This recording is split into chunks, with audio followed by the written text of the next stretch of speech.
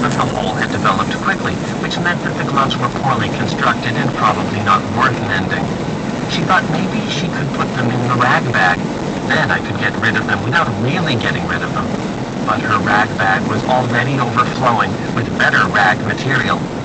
As she pondered this, she finally said, "I hate to put them in the trash. I know it's stupid, but 99% of the glove is still usable. They're perfect otherwise, but they're so cute. It seems like such a waste.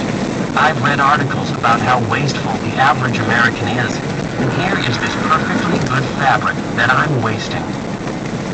As she continued to talk, she again came to the conclusion that she should throw the gloves out. She also thought that it might help her to write down some of the arguments she'd generated so that she could remember them for the next item she confronted. Her first argument was for things she found cute.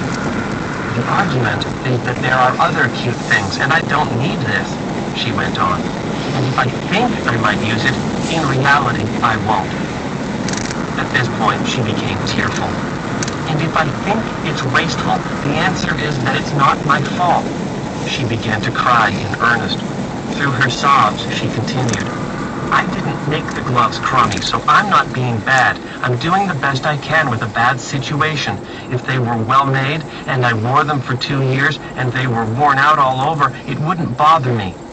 It took her some time to compose herself after the emotional outburst, and then her distress turned to anger. "It pisses me off at this store. When you shop, you should get things that fit, that are made well. So it's like I got tricked into making this mistake. It's not my fault."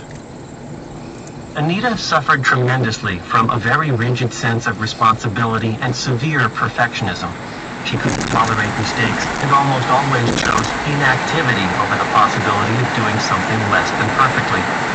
Early on in therapy, she had a massive anxiety attack when she thought that she had failed to do the homework properly. She expected me to criticize her and, in fact, reported that in every social situation she entered, she expected people to be critical of her. To prevent this, she carefully scrutinized her every action to make sure it was correct. Her first sign of progress in therapy came when she threw away a bowl full of pencil stubs. Immediately, she feared that her son would be angry with her because she had thwarted his attempt to get rid of them in the past. As might be expected of someone who searched everything she did for mistakes, Anita was influenced in most of her decisions about saving things by the possibility of error. In particular, she worried that throwing things away made her a wasteful person. "It's like I imagine in my head that someone walking down the street may have X-ray vision and can see how wasteful I am," she said. Living in a cluttered home violated her sense of perfection, but at least she was not being wasteful. The gloves themselves mattered little to her. She just didn't want to give the impression to others, or to herself, that she was wasteful. She could think of other uses for the gloves, such as rags or toys for the cat, but she knew these weren't realistic. Keeping the gloves actually offered her little comfort. "When I see them, I feel guilty and stupid for having bought them. Then I feel guilty for having too many gloves and not being able to keep my drawer organized." Guilt was everywhere. Anita's concern about wasting things extended to all aspects of life. She recounted feeling guilty